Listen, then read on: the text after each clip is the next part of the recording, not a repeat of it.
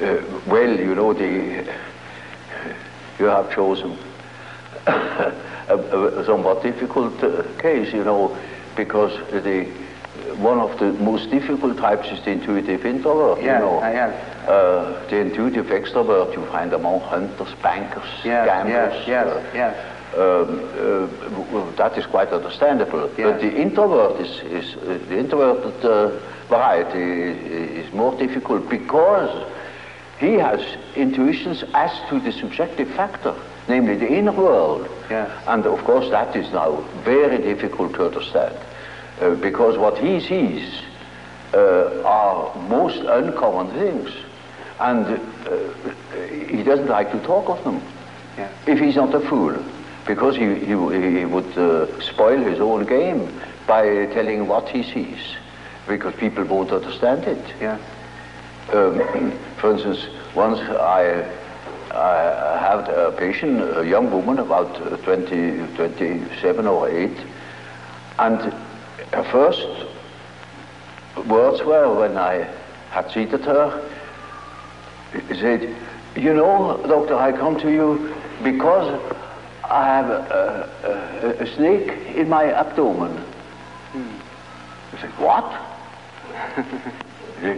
Yes, a snake, a black snake, coiled up right in the bottom of my abdomen. And I must have made a rather bewildered face at her. And she said, "You know, I don't mean it literally, but I should say it was a snake. It was a snake." You see? Now, you see, our further conversation a little later was that she said, that was about in the middle of our treatment that only lasted for 10 consultations. She had foretold me, "I come 10 times and then it's all right." I said, "How do you know?" "Oh, I got a hunch," she said. Yeah. And really, about the 5th or 6th hour, she said, "Doctor, I must tell you, the snake has risen. It is now about here." Hunch. And then on the 10th day, I said, "Now, this is our last hour, and do you feel cured?" And she said, beaming, she said, "You know, this morning, it came up and came out of my mouth, and the head was golden." And those were her last words. Now, you see, that same girl, when it comes to reality, she came to me because she couldn't hear the step of her feet anymore. Yeah. Because she walked on air. Yeah. Literally. Yeah. She couldn't hear it, and that frightened her. And when she came to me, I asked her for her address. And then she said, "Oh, pension so-and-so." Well, it is not just called pension, but it is a sort of pension. And it is, I never had heard of it. Yeah. And I said, "No, I'm curious, I never have heard of that place." "Well, it's a very nice place," he said. You're curious enough, there are only young girls there, very nice and very lively young girls. And they have a merry time. I often wish they would invite me to their merry evenings. And I said, "But they amuse themselves all alone?" Said, "Oh no, there are plenty of young gentlemen coming in, and they have a beautiful time, but they never invite me." It turned out that it was a private brother. Yes.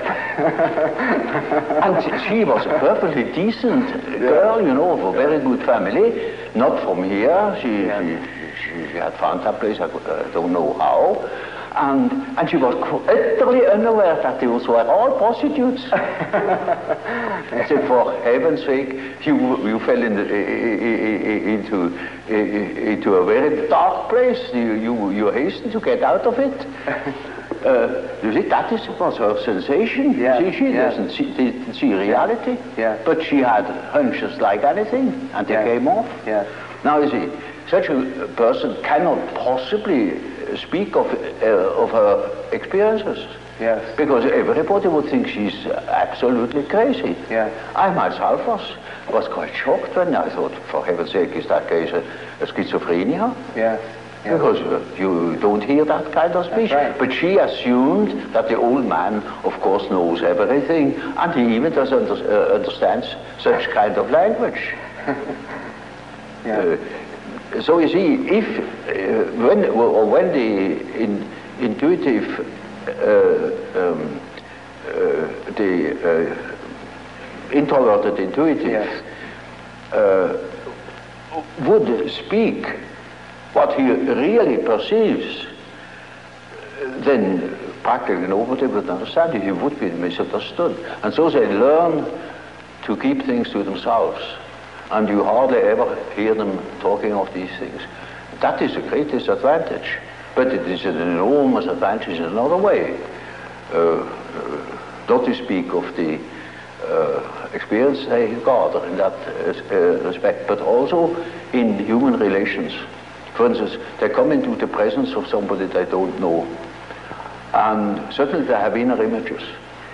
And those inner images give them a more or less complete information about the psychology of the partner. Yes. Yes. You know, that is, but the case can also happen that they come into the presence of somebody whom they don't know at all, not from Adam, and they know an important piece out of the biography of that person. Yes. Yes. And are not aware of it, and tell the story. Yes. And then the fat is in the fire. Yes. That's right. You see, so the introverted intuitive has in a way a very difficult life, although one of the most interesting lives. Yes. But it is difficult often to get into their confidence. It's just a sort of a skeleton to which you have to add the flesh, or say it is a country mapped out, you know, by triangulation points. And that doesn't mean the country consists of triangulation points. Yeah. That is only in order to have an idea of the distances. Yes. And so it is a means to an end. It only makes sense, such a scheme, when you deal with practical cases.